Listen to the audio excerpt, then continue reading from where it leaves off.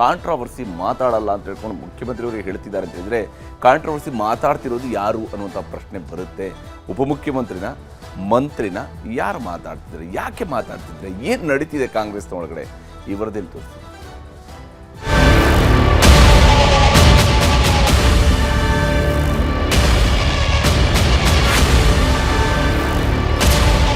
ಕಾಂಗ್ರೆಸ್ನಲ್ಲಿ ನಡೆಯುತ್ತಿರುವ ಒಳಗಿನವರ ಗುದ್ದಾಟ ತಾರಕಕ್ಕೇರುತ್ತಿದೆ. ಖುದ್ದು ಸಿಎಂ ಸಿದ್ದರಾಮಯ್ಯನವರೇ ಇವರ ಮಾತುಗಳನ್ನು ಹೈಕಮಾಂಡ್ ಗಮನಿಸಿದೆ ಎನ್ನುತ್ತಿದ್ದಾರೆ. ಜೊತೆಗೆ ಕಾಂಟ್ರವರ್ಸಿ ಹೇಳಿಕೆ ನಾನು ಕೊಡಲ್ಲ ಎನ್ನುವ ಮೂಲಕ ಪಕ್ಷದಲ್ಲಿರುವ ಕೆಲ ನಾಯಕರು ವಿವಾದಾತ್ಮಕ ಹೇಳಿಕೆ ಕೊಡುತ್ತಿದ್ದಾರೆ ಎಂದು ಪರೋಕ್ಷವಾಗಿ ಒಪ್ಪಿಕೊಂಡಿದ್ದಾರೆ. ಅಧಿಕಾರದಲ್ಲಿರುವ ನಾಯಕರ ನಡುವೆಯೇ ನಡೆಯುತ್ತಿರುವ ಗುದ್ದಾಟಕ್ಕೆ ಫುಲ್ ಸ್ಟಾಪ್ ಬೀಳುವ ಬದಲು ಇದು ಹೊಸ ರೂಪ ಪಡೆಯುವ ಲಕ್ಷಣಗಳು ದಟ್ಟವಾಗಿ ಗೋಚರಿಸಲು ಆರಂಭವಾಗಿದೆ. ಸಿಎಂ ಬದಲಾವಣೆಯ ಚರ್ಚೆ ಕಾಂಗ್ರೆಸ್ನಲ್ಲಿ ಬಹಳ ಜೋರಾಗಿ ನಡೆದು ಈಗ ತಣ್ಣಗಾಗಿದೆ. ಸಿಎಂ ಬದಲಾವಣೆ ಚರ್ಚೆಗೆ ಕೌಂಟರ್ ಆಗಿ ಶುರುವಾಗಿರುವ ಕೆಪಿಸಿಸಿ ಅಧ್ಯಕ್ಷರ ಬದಲಾವಣೆ ಚರ್ಚೆ ಮಾತ್ರ ಇನ್ನೂ ಮುಂದುವರೆದಿದೆ. ಇದರ ನಡುವೆಯೇ ಡಿಸಿಎಂ ಡಿಕೆ ಶಿವಕುಮಾರ್ ಕೆಲವರು ಸಿಎಂ ಹೆಸರನ್ನು ದುರ್ಬಳಕೆ ಮಾಡಿಕೊಳ್ಳುತ್ತಿದ್ದಾರೆ ಎಂದಿರುವ ಮಾತು ಕೈಪಾಳ್ಯದಲ್ಲಿ ಕಿಚ್ಚು ಹಚ್ಚಿದೆ. ಅವ್ರಿಗೇನು ದಿನ ಬೆಳಗ್ಗೆ ಸಾಯಂಕಾಲ ಅವ್ರ ಸುದ್ದಿ ಎತ್ಕೊಂಡು ಅವ್ರ ಹೆಸರನ್ನ ದುರ್ಬಳಕೆ ಮಾಡ್ಕೊಳ್ಳೋದು ಯಾರು ಅವಶ್ಯಕತೆನೂ ಇಲ್ಲ. Is our leader, no doubt, unquestioned leader of the Congress party. ಇಡೀ ದೇಶಕ್ಕೆ ಸೆಕೆಂಡ್ ಟೈಮ್ ಒಬ್ಬ ಚೀಫ್ ಮಿನಿಸ್ಟರ್ ಕೆಲಸ ಮಾಡ್ತಾ ಇದ್ದಾರೆ, ಒಳ್ಳೆ ಕೆಲಸ ಮಾಡ್ತಾ ಇದ್ದಾರೆ. ಇಷ್ಟಾಗುತ್ತಿದ್ದಂತೆ ಡಿಸಿಎಂ ಹಾಗೂ ಕೆಪಿಸಿಸಿ ಅಧ್ಯಕ್ಷ ಅಂತಾನು ನೋಡದೆ ಹಳೇ ವೈರಿ ಎನ್ನುವ ರೀತಿಯಲ್ಲೇ ಮುಗಿಬಿದ್ದಿದ್ದಾರೆ ಸಹಕಾರ ಸಚಿವ ಕೆಎನ್ ರಾಜಣ್ಣ. ಕೆಪಿಸಿಸಿ ಅಧ್ಯಕ್ಷರ ಬದಲಾವಣೆ ವಿಚಾರ ಸೇರಿದಂತೆ ಯಾವುದೇ ವಿಷಯವನ್ನ ಬಹಿರಂಗವಾಗಿ ಮಾತಾಡಬೇಡಿ ಅಂತ ಎಐಸಿಸಿ ಅಧ್ಯಕ್ಷ ಮಲ್ಲಿಕಾರ್ಜುನ್ ಖರ್ಗೆ ಅವರೇ ತಾಕೀತು ಮಾಡಿದ್ದರೂ ರಾಜಣ್ಣ ಮಾತ್ರ ಬಿಡ್ತಿಲ್ಲ. ನನಗೆ ಅಧ್ಯಕ್ಷ ಸ್ಥಾನ ಕೊಟ್ಟರೆ ಮಂತ್ರಿಗಿರಿ ಬಿಡೋದಿಕ್ಕೂ ರೆಡಿ ಎನ್ನುವ ಮೂಲಕ ಸವಾಲೆಸೆದಿದ್ದಾರೆ. ಅಲ್ಲದೆ ಸಿಎಂ ಹೆಸರನ್ನು ದುರ್ಬಳಕೆ ಮಾಡಿಕೊಂಡಿದ್ದಾರೆ ಎಂಬ ಮಾತಿಗೂ ವ್ಯಂಗ್ಯಭರಿತ ಮಾತುಗಳ ಮೂಲಕವೇ ಚುಚ್ಚಿದ್ದಾರೆ. ದುರ್ಬಳಕೆ ಮಾಡ್ಕೊಂಡು ಸದಾಶಿವನಗರದಲ್ಲಿ ಒಂದು 4 ಮನೆ, ಏನಪ್ಪ ಅಲ್ಲಿ ನಮ್ಮೂರಲ್ಲಿ ಒಂದು 4 ಮನೆ ಎಲ್ಲ ಕಟ್ಟಿದ್ದೀನಲ್ಲ, ಅವ್ರ ಹೆಸರು ದುರ್ಬಳಕೆ ಮಾಡಿಕೊಂಡು ಇನ್ನೇನಾಗಬೇಕು ಉತ್ತರ? ಏನ್ ದುರ್ಬಳಕೆ ಅಂದ್ರೆ ಏನ್ರಿ? ಜನಕ್ಕೆ ಹಿತಕ್ಕೆ ಒಳ್ಳೇದಾಗೋದಾದ್ರೆ ಅದನ್ನ ಹೆಸರು ಹೇಳಿದ್ರೆ ಏನ್ ತಪ್ಪಾಗ್ತದೆ? ನಾನೇನು ಅವರ ಹೆಸರು ದುರ್ಬಳಕೆ ಮಾಡಿಕೊಂಡು ವೈಯಕ್ತಿಕವಾಗಿ ಯಾವುದೇ ಲಾಭ ಗಳಿಸಬೇಕು ಅಂತ ಉದ್ದೇಶ ನನಗೇನಿಲ್ಲ, ಗೊತ್ತಾಯ್ತಾ? ಯಾರು ಆರೋಪ ಮಾಡ್ತಾರೆ ಎಲ್ಲ ಸುಳ್ಳು ಆರೋಪಗಳು ಮಾಡ್ತಾರೆ. ಹಾಗಂತ ರಾಜಣ್ಣ ಹೀಗೆ ಡಿಕೆಶಿ ವಿರುದ್ಧ ಮುಗಿಬಿದ್ದಿರೋದು ಇದೇ ಮೊದಲೇನಲ್ಲ. ಡಿಸಿಎಂ ಡಿಕೆ ಶಿವಕುಮಾರ್ ವಿರುದ್ಧ ದೊಡ್ಡ ಸಮರ ಸಾರಿರುವ ಸಹಕಾರ ಸಚಿವ ರಾಜಣ್ಣ ಕೆಪಿಸಿಸಿ ಅಧ್ಯಕ್ಷರ ವಿರುದ್ಧ ಹಲವು ಬಾರಿ ನೇರ ವಾಗ್ದಾಳಿ ನಡೆಸಿದ್ದಾರೆ. ಸಿಎಂ ಬದಲಾವಣೆ ಚರ್ಚೆಗಳಿಗೆ ಉತ್ತರ ಕೊಡುವಾಗಲೆಲ್ಲ ಹೆಚ್ಚುವರಿ ಉಪಮುಖ್ಯಮಂತ್ರಿ ಹುದ್ದೆಗಳ ಸೃಷ್ಟಿ ಬಗ್ಗೆಯೂ ರಾಜಣ್ಣ ಒತ್ತಾಯ ಮಾಡುತ್ತಲೇ ಬಂದಿದ್ದರು. ಕೆಪಿಸಿಸಿ ಅಧ್ಯಕ್ಷರ ಬದಲಾವಣೆ ವಿಚಾರದಲ್ಲೂ ಬಹಿರಂಗವಾಗಿಯೇ ರಾಜಣ್ಣ ತಮ್ಮ ಮನಸ್ಸಿನ ಭಾವನೆಗಳನ್ನು ವ್ಯಕ್ತಪಡಿಸುತ್ತಾ ಬಂದಿದ್ದಾರೆ. ಹೈಕಮಾಂಡ್ ಮುಂದೆ ಹೋಗಿ ಅವರಿಗೆ ನೀವು ಯಾರಿಗಾರ ಮಾಡಿ ನಿಮ್ಮ ಚಾಯ್ಸು, ಪಕ್ಷದಲ್ಲಿ ನಾನು ಇಂಥನ್ನೇ ಮಾಡಬೇಕು ಇಂಥನ್ನು ಮಾಡಬಾರ್ದು ಅಂತ ನನ್ನ ಚಾಯ್ಸ್ ಇಲ್ಲ. But unrepresented communities in the council should be accommodated ಅಂತಕ್ಕಂಥ. ಇನ್ನೂ ಹೆಚ್ಚು ಒಲವನ್ನ ಗಳಿಸಲಿಕ್ಕೆ ಪೂರಕವಾಗಿ 3 ಉಪಮುಖ್ಯಮಂತ್ರಿ ಸ್ಥಾನಗಳನ್ನು ಸೃಷ್ಟಿ ಮಾಡಬೇಕು ಅಂತಕ್ಕಂಥದ್ದು ನನ್ನ ಒಂದು ವೈಯಕ್ತಿಕ ಅಭಿಪ್ರಾಯ. ಯಾರು ಬಿಟ್ಕೊಡಕ್ಕೆ ಹೋಗ್ತಾರೆ ನಡೀಲಿ, ಅವ್ರು ಕೇಳಿದ ಕ್ಷಣಕ್ಕೆ ಬಿಡಕ್ಕಾಗ್ತಿತ್ತ? ಈಗ ಅವ್ರ ಸ್ವಾಮಿಗಳ ಜಾಗ ಬಿಟ್ಕೊಡ್ಲಪ್ಪ, ನನಗೆ ನಾನೇ ಸ್ವಾಮಿ ಆಗ್ಬಿಡ್ತೀನಿ, ಬಿಟ್ಕೊಡ್ತಾರೆ ಕೇಳಿ. ಇಷ್ಟಕ್ಕೂ ಸಿದ್ದರಾಮಯ್ಯ ಬಣದಿಂದ ಪದೇ ಪದೇ ಡಿಸಿಎಂ ಡಿಕೆ ಶಿವಕುಮಾರ್ ಅವರನ್ನ ಟಾರ್ಗೆಟ್ ಮಾಡಲಾಗ್ತಿದೆ ಎಂಬ ಆರೋಪ ಡಿಕೆಶಿ ಆಪ್ತ ವಲಯದಲ್ಲಿ ಇದ್ದೇ ಇದೆ. ಇದಕ್ಕೆ ಪೂರಕ ಎಂಬಂತೆ ಸಿಎಂ ಆಪ್ತ ವಲಯದ ಸಚಿವರಿಂದಲೇ ಒಂದಿಷ್ಟು ಬಹಿರಂಗ ಚಟುವಟಿಕೆಗಳ ಮೂಲಕ ಡಿಸಿಎಂಗೆ ಶಾಕ್ ನೀಡುವ ಕೆಲಸ ನಡೆಯುತ್ತಾ ಬಂದಿತ್ತು. ಕೆಪಿಸಿಸಿ ಅಧ್ಯಕ್ಷ ಸ್ಥಾನದ ಮೇಲೆ ಸಿದ್ದು ಬಣ ಕಣ್ಣಿಟ್ಟಿದೆ. ಒಬ್ಬರಿಗೆ ಒಂದೇ ಹುದ್ದೆ ಎಂಬ ದಾಳ ಉರುಳಿಸಿದೆ. ಈ ಮೂಲಕ ಡಿಕೆ ಶಿವಕುಮಾರ್ ಅವರನ್ನ ಸಚಿವ ಸ್ಥಾನಕ್ಕೆ ಮಾತ್ರ ಸೀಮಿತ ಮಾಡುವ ತಂತ್ರ ಇದಾಗಿದೆ. ಅಷ್ಟೇ ಅಲ್ಲ, ಕೆಪಿಸಿಸಿ ಅಧ್ಯಕ್ಷ ಸ್ಥಾನದಿಂದ ಕೆಳಗಿಳಿಸಲು ತಂತ್ರಗಾರಿಕೆಯೂ ಇದೆ. ಜೊತೆಗೆ ಸರ್ಕಾರದಲ್ಲಿ ಸಿದ್ದು ಬಣದ ಹಿಡಿತಕ್ಕೆ ಪ್ಲಾನ್ ಹಾಕಲಾಗಿದೆ. ಸಿಎಂ ಬದಲಾವಣೆ ಅನಿವಾರ್ಯವಾದರೆ ದಲಿತರಿಗೆ ಆ ಪಟ್ಟ ನೀಡಲು ಒತ್ತಡ ಹಾಕುವ ವ್ಯವಸ್ಥಿತ ತಂತ್ರಗಾರಿಕೆಯೂ ಇದೆ.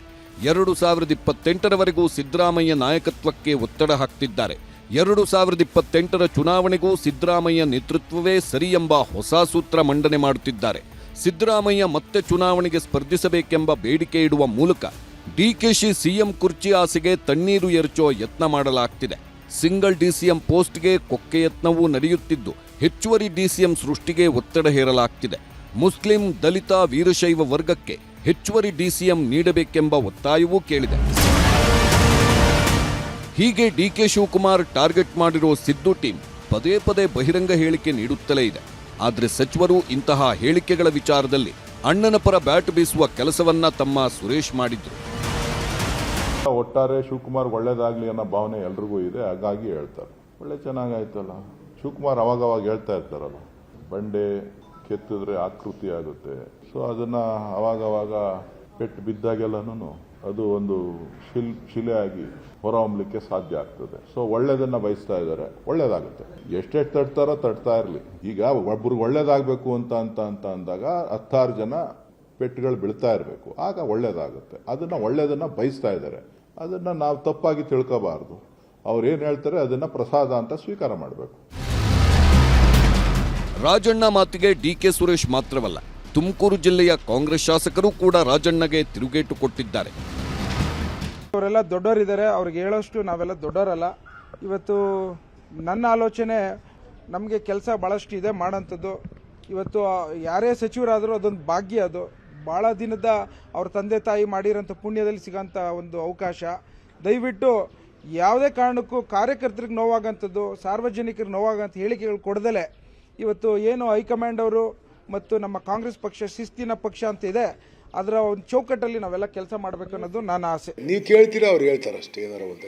ನೀವು ಕೇಳ್ತೀರಿ, ನಾನು ಯಾಕೆ ಹೇಳಕ್ ಹೋಗೋಣ. ಚಟ ಇರೋರು ಸುಮ್ಮನೆ ಮಾತಾಡ್ತಿರ್ತಾರೆ ಅಷ್ಟೇ. ಅದ್ರ ಬಗ್ಗೆ ನೋಡಿ, ನಮ್ಗೆ ಯೋಗ್ಯತೆ ಐತಾ? ನಾನು ಯಾರು ಒಬ್ಬ CM ಚೇಂಜ್ ಮಾಡೋಕ್ಕಾಗಲಿ, ಒಬ್ಬ ಅಧ್ಯಕ್ಷನ ಚೇಂಜ್ ಮಾಡೋಕ್ಕಾಗಲಿ, ಮತ್ತೊಂದು ಮಾಡೋಕ್ಕಾಗಲಿ, ನಮ್ಗೇನಕ್ಕೆ ನಮ್ಮ ಕೈಲಿ ಐತಾ? ಅದು ನಂದು ಏನು ನಡೀತೋ ಅದನ್ನು ಮಾತಾಡಬೇಕು, ನಂದು ಏನಾಗುತ್ತೋ ಅದನ್ನು ಹೇಳ್ಕೊಂಡು ಹೋಗ್ಬೇಕು ಅಷ್ಟೇ. ಬಿಟ್ಟರೆ ನಮ್ಮನ್ನು ಯಾಕೆ ಕೇಳ್ತೀರಿ? ನಮ್ಮ ಕೈಲಿ ಏನಾಗುತ್ತೆ ಅದು ಮಾಡೋಕ್ಕೆ? ನಾವು ಆರ್ಮಿ ರೂಲ್ ನಡೆಸ್ತಾ ಇಲ್ಲ, ಪ್ರಜಾಪ್ರಭುತ್ವದ ವ್ಯವಸ್ಥೆನಲ್ಲಿದ್ದೀವಿ. ಅದರಿಂದ ಕೆಲವು ಟೈಮು ಅಲ್ಲಿ ಇಲ್ಲಿ ಮಾತಾಡ್ತಾ ಇರ್ತಾರೆ, ಅದನ್ನ ಸರಿಪಡಿಸ್ಕೊತಾರೆ ಅವರೇನೆ ಅಂತ ಆಗಲ್ಲ. ಆದರೆ ಕಾಂಗ್ರೆಸ್ ಪಕ್ಷಕ್ಕೆ ಬಹಿರಂಗ ಹೇಳಿಕೆಗಳ ಮೂಲಕ ಮುಜುಗರ ಮಾಡುತ್ತಿರೋ ರಾಜಣ್ಣ ವಿರುದ್ಧ ಡಿಕೆಶಿ ಮೌನಾಸ್ತ್ರವನ್ನೇ ಬಳಸುತ್ತಿದ್ದಾರೆ. ಕೇರಳ, ರಾಜಸ್ಥಾನ ಟೂರ್ ಆದ್ಮೇಲೆ ಮಾತಾಡ್ತೀನಿ ಅಂತ ಡಿಕೆ ಶಿವಕುಮಾರ್ ಹೇಳಿದ್ರೂ ಕೂಡ ಅಲ್ಲಿಂದಲೇ ರಾಜಣ್ಣ ಬಾಯಿಗೆ ಬೀಗ ಹಾಕಿಸೋ ಕೆಲಸ ಮಾಡ್ತಾರ ಎಂಬ ಕುತೂಹಲ ಎದ್ದಿದೆ. KN ರಾಜಣ್ಣ ಹಣಿಯಲು ಡಿಕೆ ಶಿವಕುಮಾರ್ ಮೌನಾಸ್ತ್ರ ಬಳಸಿದ್ದಾರೆ. ಹೈಕಮಾಂಡ್ ಮೇಲೆ ಒತ್ತಡ ಹೇರಿ ರಾಜಣ್ಣಗೆ ಶೋಕಾಸ್ ನೋಟಿಸ್ ಕೊಡಿಸಲು ಪ್ಲಾನ್ ಮಾಡುತ್ತಿದ್ದಾರೆ. ಈಗಾಗಲೇ ಮಲ್ಲಿಕಾರ್ಜುನ್ ಖರ್ಗೆ ರಣದೀಪ್ ಸಿಂಗ್ ಸುರ್ಜೇವಾಲಾಗೆ ಮಾಹಿತಿ ನೀಡಿದ್ದಾರೆ. ಹೈಕಮಾಂಡ್ ಕಾರ್ಯಕ್ರಮಗಳಿಗಾಗಿ ಕೇರಳ, ರಾಜಸ್ಥಾನಕ್ಕೆ ಹೋಗಿರುವ ಡಿಕೆಶಿ ಅಲ್ಲಿಂದಲೇ ಹೈಕಮಾಂಡ್ ನಾಯಕರಿಗೆ ಒತ್ತಡ ಹೇರುವ ಸಾಧ್ಯತೆಗಳಿವೆ. AICC ಅಧ್ಯಕ್ಷ ಖರ್ಗೆ ಪಕ್ಷದ ಅಧ್ಯಕ್ಷನಾಗಿ ನಾನು ಎಚ್ಚರಿಕೆ ಕೊಟ್ಟರೂ ಮಾತಾಡುತ್ತಿದ್ದಾರೆ ಎಂದು ದೂರು ಕೊಡಬಹುದು.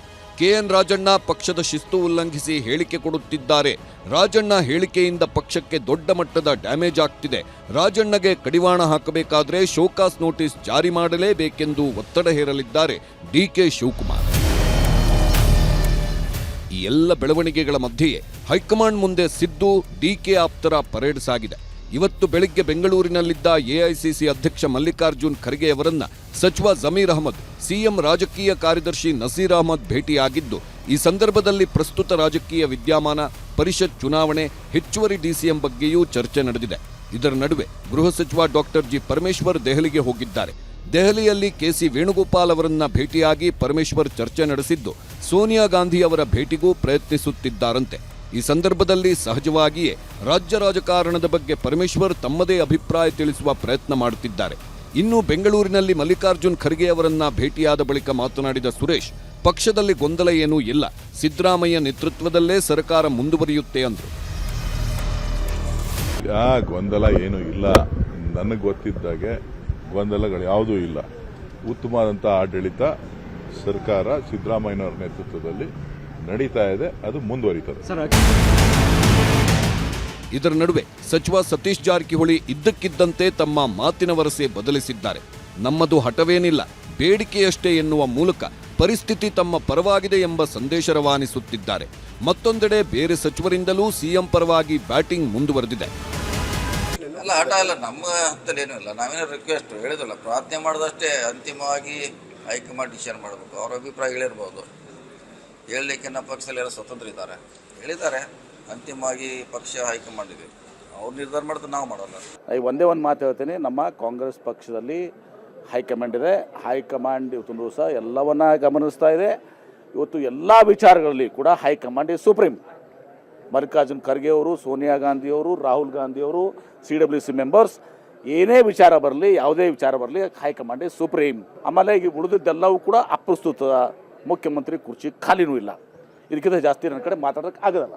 ಪಕ್ಷದಲ್ಲಿ ಯಾವ ಮಂತ್ರಿಗಳು, ಶಾಸಕರು, ಪಕ್ಷದ ನಾಯಕರುಗಳು ಏನು ಮಾತನಾಡ್ತಾರೆ, ಅದನ್ನು ಸರಿಯೋ ತಪ್ಪೋ ನಿಯಂತ್ರಣ ಮಾಡಬೇಕು, ಸೂಚನೆ ಕೊಡಬೇಕು, ಎಲ್ಲವನ್ನು ನಮ್ಮ ಪಕ್ಷದ ಹೈಕಮಾಂಡು ಭಾಳ ಗಮನ ಹರಿಸುತ್ತೆ. ಅವ್ರು ತೀರ್ಮಾನ ತೆಗೆದಾರೆ, ಅವ್ರು ಸಮರ್ಥರಿದ್ದಾರೆ. ನಮ್ಮ ಅಧ್ಯಕ್ಷರು ಮೊದಲೇ ಹೇಳಿದ್ದಾರೆ, ನಾವು ತಗೋತೀವಿ ಅಂತ. ಖರ್ಗೆಯವರು, ಸಿದ್ದರಾಮಯ್ಯನವರು, DK ಅವರು ಏನು ಸಣ್ಣ ನಾಯಕರಲ್ಲ, ಅವರು ದೊಡ್ಡ ನಾಯಕರು. ಅದರಿಂದ ಅವ್ರು ನೋಡ್ಕೊತಾರೆ. ಅಂತಿಮವಾಗಿ ಸಿಎಂ ಸಿದ್ದರಾಮಯ್ಯ ತಾವು ಯಾವುದೇ ಕಾಂಟ್ರವರ್ಸಿ ಹೇಳಿಕೆ ಕೊಡೋದಿಲ್ಲ ಎನ್ನುವ ಮೂಲಕ ಪಕ್ಷದ ನಾಯಕರಿಗೂ ಸ್ಪಷ್ಟ ಸಂದೇಶ ರವಾನಿಸಿದ್ದಾರೆ. ಪಕ್ಷದಲ್ಲಿ ಏನೇ ಇದ್ದರೂ ಅದು ಹೈಕಮಾಂಡ್ಗೆ ಬಿಟ್ಟದ್ದು ಎಂದಿದ್ದಾರೆ. ಅದ್ರ ಬಗ್ಗೆ ನಾನು ಕಾಂಟ್ರವರ್ಸಿ ಮಾತಾಡಕ್ಕೆ ಹೋಗಲ್ಲ. ಅವರ ಅಭಿಪ್ರಾಯಗಳನ್ನು ಹೇಳಿದ್ದಾರೆ.